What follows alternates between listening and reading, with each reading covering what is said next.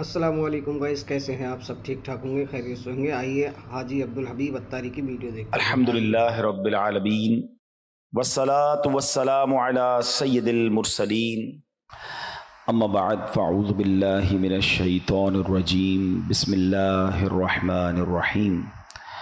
पढ़िए अस्सलातु वस्सलामु अलैका या रसूल अल्लाह व अला आलिका व अस्हाबिका या हबीब अल्लाह। अस्सलातु वस्सलामु अलैका या नबी अल्लाह व अला आलिका व अस्हाबिका या नूर अल्लाह। दुरूद पाक के बेशुमार फ़ज़ाइल व बरक़ात हैं। बड़ी कमाल की हदीस है। मेरे आका अलैहिस्सलाम फरमाते हैं, इज़ा फ़रग़ अहदुकुम मिन तुहूरिही, जब तुम में से कोई वज़ू से फ़ारिग हो तो फरमाया फ़ल यकुल अशहदु अल्ला इलाहा इल्लल्लाहु व अन्ना मुहम्मदन अब्दुहु व रसूलुहु, तो वो कहे अशहदु अल्ला इलाहा इल्लल्लाहु व अन्ना मुहम्मदन अब्दुहु व रसूलुहु सुम्मा लियुसल्ली अलैया, फिर मुझ पर दुरूद शरीफ पढ़े। फ़इज़ा क़ाल ज़ालिका फ़ुतिहत लहू अब्वाबुर रहमा, तो जब ये दुरूद पढ़ेगा तो उसके लिए रहमत के दरवाज़े खोल दिए जाएंगे। तो वज़ू करने के बाद पढ़ना क्या है? अशहदु अल्ला इलाहा इल्लल्लाहु व अन्ना मुहम्मदन अब्दुहु व रसूलुहु, और फिर उसके बाद दुरूद पाक पढ़ना है। आसियों जुर्म की दवा है दुरूद, क्या दवा ऐने कीमिया है दुरूद।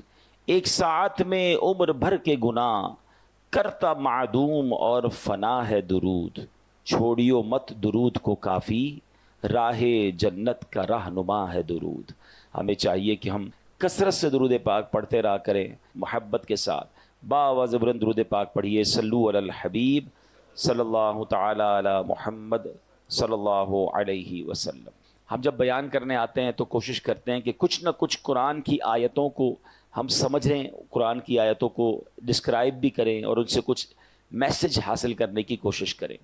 अल्लाह करीम कुरान मजीद के पारा नंबर 21 सूरह लुकमान आयत नंबर 1 से 3 में इरशाद फरमाता है, बिस्मिल्लाहिर रहमानिर रहीम, अलिफ लाम मीम तिलका आयातुल किताबिल हकीम हुदौ व रहमतल लिल मुहसिनीन। आसान तर्जुमा कुरान कंजुल इरफान, ये हिकमत वाली किताब की आयतें हैं, नेकों के लिए हिदायत और रहमत हैं। अब इन आयतों की हम ज़रा थोड़ी सी तफसील समझने की कोशिश करेंगे कि इसका शान नुज़ूल क्या है, बैकग्राउंड क्या है, यह आयतें किस सिनेरियो में किस वजह से नाजिल हुई। अब जनाब शान नुज़ूल ये है कि गैर मुस्लिम शख्स था जिसका नाम था नज़र बिन हारिस, मक्का मुकर्रमा का रहने वाला था। एक मरतबा तिजारत के लिए हीरा, ये कूफा से 3 मील की दूरी पर एक शहर है, वहाँ वो गया और वापसी में कहानियों की किताबें ले आया। और माद अल्लाह अब वो मक्का मुकर्रमा के लोगों को कहानियाँ सुनाता जाता और ये कहता जाता कि मोहम्मद सल्लल्लाहु अलैहि वसल्लम भी तुम्हें कौम आद और समूद की कहानियाँ सुनाते हैं, मैं भी तुम्हें रुस्तम और इसफंदियार वगैरह की कहानियाँ सुनाता हूँ। यानी माद अल्लाह अपने किस्से कहानियों को कुरान के बराबर ठहरा दिया कि कुरान भी कहानियाँ हैं, मैं भी कहानी सुना रहा हूँ। तो उस बदबख्त की मजम्मत में, उसके रद में सूरह लुकमान की आयतें नाजिल हुई। अब अल्लाह ने क्या फरमाया, एक जगह इरशाद फरमाया रब तआला ने, व मिनन नासी मन यश्तरी लहवल हदीसी लियुदिल्ल अन सबीलिल्लाहि बिगैरि इल्म व यत्तखिज़हा हुज़ुवा उलाइका लहुम अज़ाबुम मुहीन।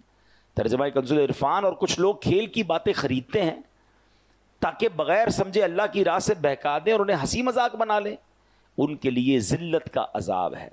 यानी नज़र बिन हारिस जो कहानियों की किताबें उठाए फिरता है, उस पर खराबियाँ हैं। नंबर 1, पहली खराबी तो ये कि ये लहवल हदीस यानी बेमकसद कहानियाँ और खेल की बातें हैं।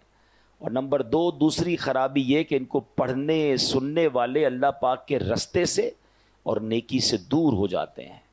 और अल्लाह करीम ने जो कुरान की शान बयान फरमाई, अलिफ लाम मीम तिलका आयातुल किताबिल हकीम, अलिफ लाम मीम, ये हिकमत वाली किताब की आयतें हैं।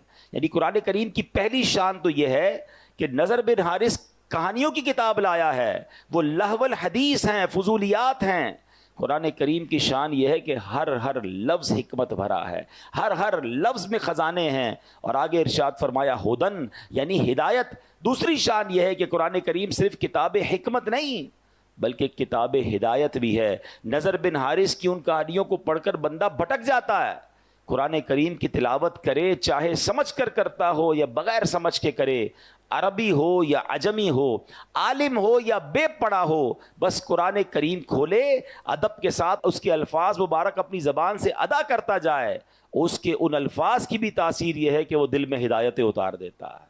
سمجھ نہ بھی آئے تو تلاوت قرآن امپیکٹ رکھتی ہے. آج بھی آپ دیکھ لیں، ہم میں بہت سارے ایسے لوگ ہیں جن کو قرآن سمجھ نہیں آتا، لیکن کوئی بہترین قاری تلاوت کرے، کوئی بہترین قاری تراویح میں پڑھ رہا ہو تو قرآن سنتے جائیں تو دل نرم ہو جاتا ہے، آنکھوں سے آنسو نکلنا شروع ہو جاتے ہیں. اٹ مینس قرآن دل پر براہ راست اثر کرتا ہے. اور آگے فرمایا وَرَحْمَةً لِّلْمُحْسِنِينَ، اور رحمت ہیں نیکوں کے لیے. تو قرآن کریم کی تیسری شان کیا ہے؟ جو اول تا آخر رحمت ہی رحمت ہے.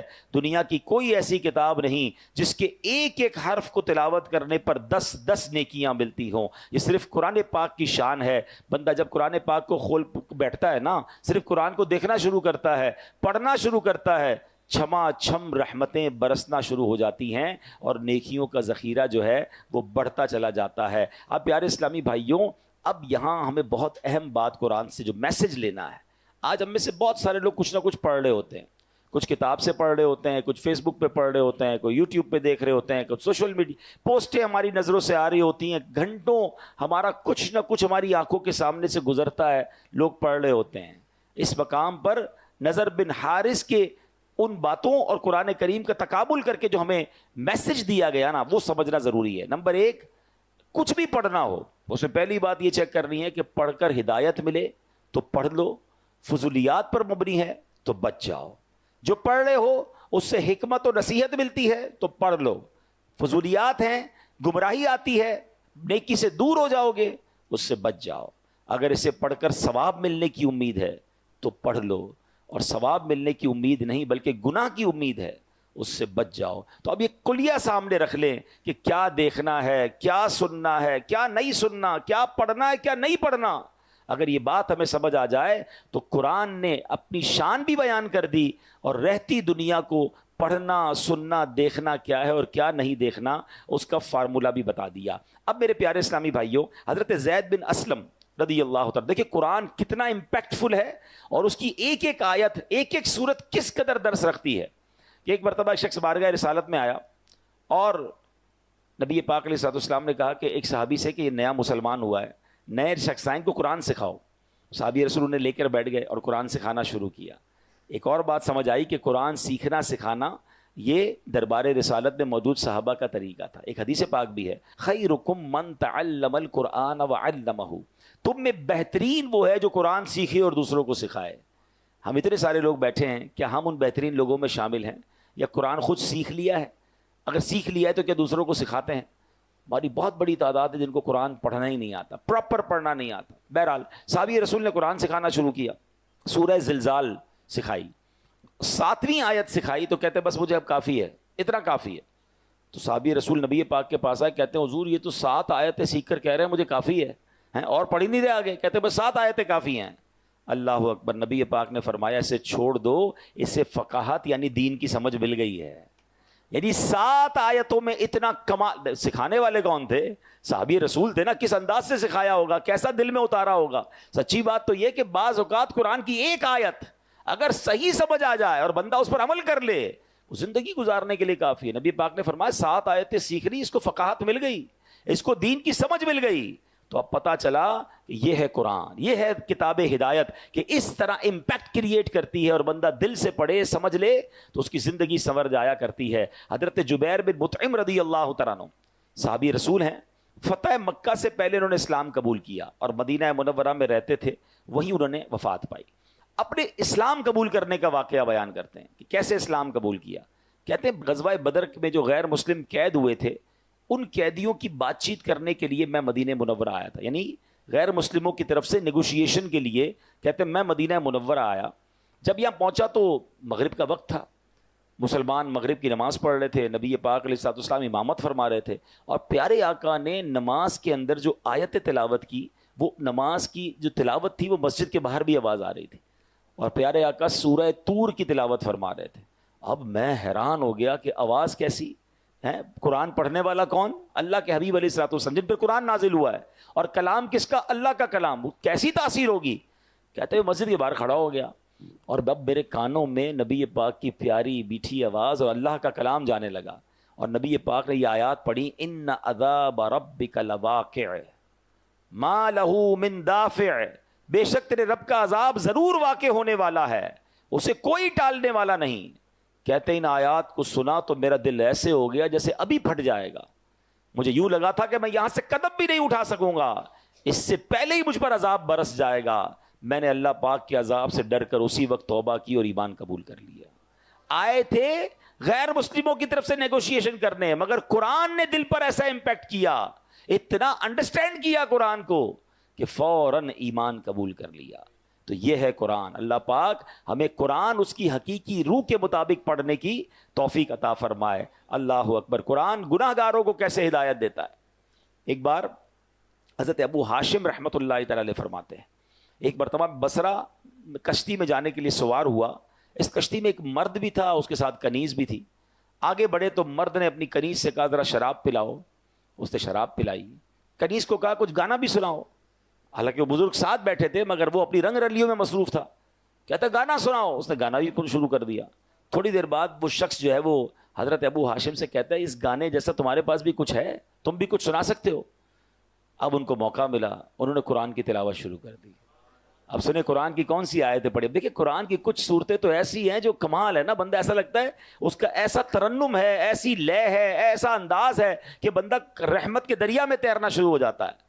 انہوں نے کیا پڑھنا شروع کیا؟ بسم اللہ الرحمن الرحیم. اذا الشمس کورت واذا النجوم انکدرت واذا الجبال سیرت. 30واں پارہ ہے, سورہ تکویر ہے, قیامت کی منظر کشی قرآن کر رہا ہے. ترجمہ کیا بنتا ہے؟ جب سورج کو لپیٹ دیا جائے گا, جب تارے جھڑ پڑیں گے اور جب پہاڑ چلائے جائیں گے. ان آیات کو سن کر وہ شخص رونے لگا جو تھوڑی دیر پہلے شراب پی رہا تھا, گانے سن رہا تھا. جب وہ کہتے ہیں اس آیت پر میں پہنچا وَإِذَا الصُّحُفُ نُشِرَتْ, اور جب نامہ اعمال کھولے جائیں گے. روتے روتے وہ شخص اپنی کنیز سے کہتا ہے میں اللہ کے لیے تجھے آزاد کرتا ہوں, اس شراب کو پانی میں بہا دو. اور اب کہتے ہیں وہ ابو ہاشم رحمۃ اللہ تعالی سے پوچھتا ہے کیا میری توبہ بھی قبول ہو سکتی ہے؟ میں تو بڑا گناہ گار, میں شرابی, میں برے کام کرنے والا, قرآن سے مجھے ہدایت مل رہی ہے. اللہ اکبر. اللہ والوں کو قرآن بھی کیسا یاد تھا. اس کے اس سوال کا جواب بھی انہوں نے قرآن سے دیا. فرماتے ان اللہ یحب التوابین ویحب المتطہرین, بے شک اللہ بہت توبہ کرنے والوں سے محبت فرماتا ہے اور خوب صاف ستھرے رہنے والوں کو پسند فرماتا ہے. ہائے ہائے, یہ سن کر اس بندے نے توبہ کر لی کہ اللہ کا پیغام ہے کہ اللہ توبہ کرنے والوں کو قبول فرماتا ہے. تو یوں قرآن زندگیاں بدلتا ہے, یوں قرآن ہدایت دیتا ہے, یوں قرآن دلوں کی دنیا بدل دیتا ہے. مگر بات یہ ہے کہ قرآن سے محبت بھی تو ہونا. قرآن پتہ ہے قیامت کے دن کیسے کام آئے گا. بہت ساری چیزوں سے دوستی لگائی ہوئی ہے لوگوں نے. پوچھو کیا ہابی ہے؟ میری ہابی اسپورٹس ہے, میری ہابی موبائل پر گیم کھیلنا, میری ہابی کیا ہے جناب میں کمپیوٹر پہ ٹائم گزارتا ہوں, میری ہابی فلاں پتہ نہیں ٹامی جونی پتہ نہیں کس کس کی کتابیں پڑھتے رہتے ہیں. ارے مسلمان کی پہلی ہابی تو قرآن ہونا چاہیے نا, پہلی مصروفیت تو قرآن ہونی چاہیے. سنو قرآن کیا کام دے گا. اللہ کریم کے نبی علیہ الصلوۃ والسلام نے فرمایا جو بندہ دن اور رات میں قرآن کریم کی تلاوت کرتا ہے, ایسی روٹین بنائیں کہ کام پر جانے سے پہلے کچھ قرآن پڑھ کے جائیں, گھر آئیں تو سونے سے پہلے کچھ قرآن پڑھ لیں, اللہ کرے صبح سورہ یاسین پڑھ کے جائیں, رات سورہ ملک پڑھ لیا کریں. سنیے نبی پاک فرماتے جو بندہ دن اور رات میں قرآن پڑھتا ہے اور قرآن کے حلال کو حلال اور حرام کو حرام جانتا ہے, اللہ پاک فرشتوں کو اس کا رفیق یعنی اس کا ساتھی بنا دیتا ہے. جب قیامت کا دن ہوگا بندے کے لیے اللہ کی بارگاہ میں دلائل دے گا. قرآن کہے گا رب کریم ہر شخص دنیا میں اپنے کام کی اجرت لیتا تھا, جو بھی کام کرتے ہیں اس کی فیس لیتے ہیں نا. قرآن کہے گا یا اللہ ہر شخص دنیا میں اپنے کام کی اجرت لیتا تھا مگر فلاں شخص دن اور رات میں مجھے پڑھتا تھا, میری تلاوت کرتا تھا, میرے حلال کو حلال اور حرام کو حرام جانتا تھا. اے اللہ آج اس کو اجر عطا فرما, یعنی آج اس کی اجرت عطا فرما. قرآن کریم کی عرض پر اللہ کریم اس بندے کو تاج شاہی اور کرامت کا لباس پہنائے گا. اب اللہ قرآن سے فرمائے گا حل ردیتا, اے قرآن کیا تو راضی ہے؟ ذرا غور کیجئے, بندے کو عزت کا تاج اور کرامت کا لباس پہنا کے بندے سے نہیں پوچھے گا, اللہ قرآن سے سوال کرے گا اے قرآن تو راضی ہے؟ تو قرآن کہے گا یا رب اس سے بھی زیادہ افضل اجر عطا فرما. اب اس بندے کو بادشاہت اور سبحان اللہ جنت کی نعمتیں عطا کی جائیں گی، یعنی عطا کیا جاتا رہے گا۔ حدیث کا خلاصہ ہے کہ قرآن کے بارے میں اللہ تبارک و تعالیٰ پھر قرآن سے سوال فرمائے گا کہ اے قرآن کیا تو راضی ہے؟ اللہ اکبر، ذرا غور کیجئے۔ اور پھر ایک وقت آئے گا کہ قرآن کہے گا یا اللہ میں راضی ہوں۔ اب بتائیں دوستی کس سے کرنی چاہیے، ساتھ کس کا ہونا چاہیے؟ انفارچونیٹلی بہت ساری چیزیں ہم روز اوپن کرتے ہیں، روز سافٹ ویئر اوپن کرتے ہیں، روز آن لائن ہوتے ہیں، قرآن آن لائن نہیں کرتے۔ ہمارے اسلاف روزانہ کئی بزرگ تو وہ ہیں جو 3 دن میں پورا قرآن پڑھ لیا کرتے تھے، ہیں قرآن جو ہے 3 دن میں پڑھ لیا کرتے، لیکن آج ہم ہیں کہ قرآن پورا سال گزر جاتا ہے اب نہیں کھولتے۔ تو اے میرے پیارے اسلامی بھائیوں، اللہ کرے کہ ہم قرآن سے دوستی کریں، اور قرآن کیسے میسج دیتا ہے اور توبہ کیسے قبول ہوتی ہے۔ ایک بڑا پیارا واقعہ ہے، حضرت ابو ہریرہ رضی اللہ تعالیٰ عنہ، آپ کہتے ہیں کہ ایک بار میں نبی پاک علیہ الصلوۃ والسلام کی بارگاہ میں عشاء پڑھ کر باہر نکلا تو میں نے خاتون کو دیکھا، پوری پردے کے اندر موجود تھی۔ انہوں نے مجھے کہا کہ اے ابو ہریرہ، مجھ سے ایک بہت بڑا گناہ ہو گیا ہے، کیا میری توبہ قبول ہوگی؟ آپ نے فرمایا بتاؤ کیا گناہ کیا ہے؟ جب اس نے گناہ بتایا تو وہ بڑا گناہ تھا، تو آپ نے فرمایا کہ اتنا بڑا گناہ کرنے کے بعد بھی تم توبہ کی امید رکھتی ہو؟ اللہ پاک کی قسم تیرے لیے کوئی توبہ نہیں، تو ہلاک ہو گئی۔ وہ عورت اتنا شرمندہ ہوئی، اتنی نادم ہوئی، کپ کپی طاری ہو گئی، اور وہ عورت گر کر بے ہوش ہو گئی۔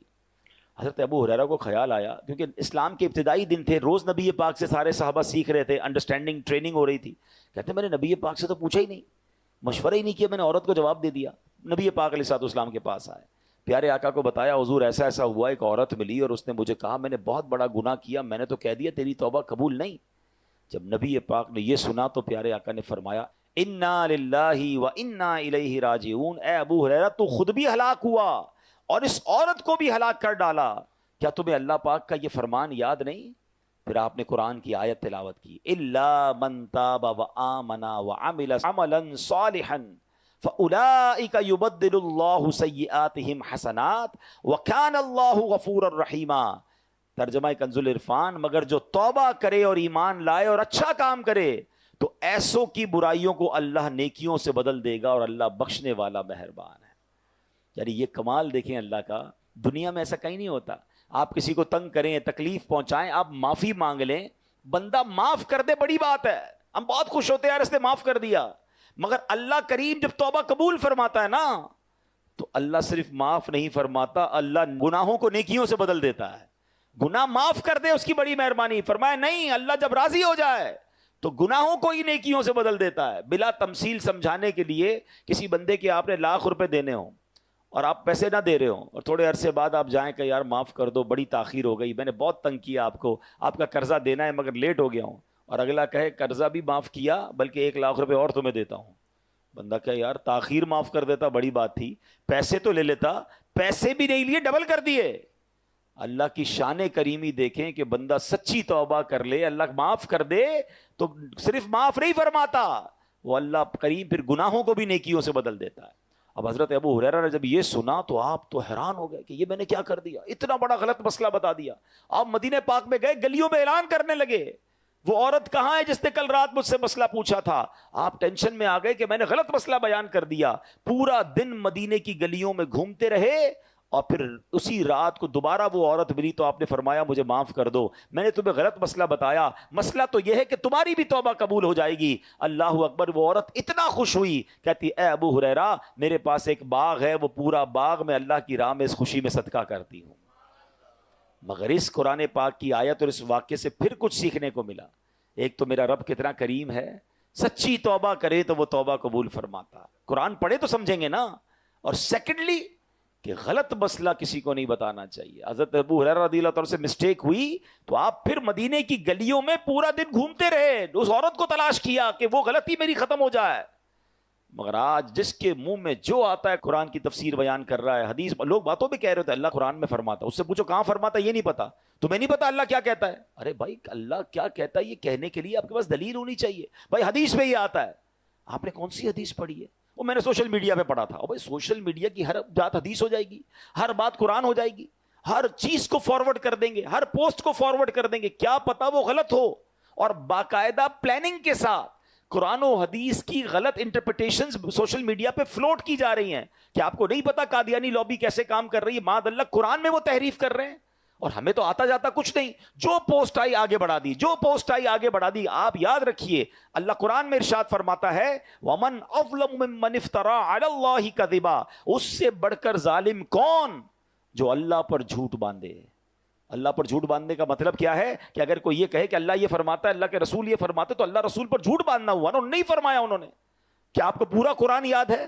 آپ کو پوری حدیثیں یاد ہیں؟ ہر پوسٹ کو فارورڈ کرنا ہے. کتنی من گھڑت حدیثیں, کتنی من گھڑت روایتیں سوشل میڈیا پہ فلوٹ کر دی جاتی ہیں, مسلمان اس کے ساتھ چل رہے ہوتے ہیں. ایسا نہ کریں. آپ کو نہیں کنفرم, آپ مسئلہ آگے نہ بتائیں, کیونکہ مسئلہ غلط بتایا اور وہ جب تک عمل کرتا رہا اس کا عذاب کس پر آئے گا. تو ہمیں بیسٹ طریقہ تو یہ کہ اگر کوئی دینی پوسٹ فارورڈ کرنی ہے, بلکہ خود بھی عمل کرنا ہے, کسی عالم دین سے پوچھ لیں. اب آپ کہیں یار ہر پوسٹ میں تو روز کی پتہ نہیں سینکڑوں پوسٹیں چلاتا رہتا ہوں, تو واجب تو نہیں آپ پر ہر پوسٹ کو لائک شیئر کرتے رہنا. اور اگر آپ کا پھر بھی شوق ہے تو میرا مشورہ ہے کہ آپ dawat-islami.net یہ ہماری ویب سائٹ ہے جہاں روز کی اوتھنٹیکیٹ علماء کرام, مفتیان کرام سے اپرووڈ پوسٹ, حدیثیں, قرآن کی آیتیں آ رہی ہوتی ہیں, وہاں سے لیں اور شیئر کر دیں. ثواب بھی ملے گا اور آپ مطمئن بھی ہوں گے کہ جناب یہ اوتھنٹیکیٹ ہے.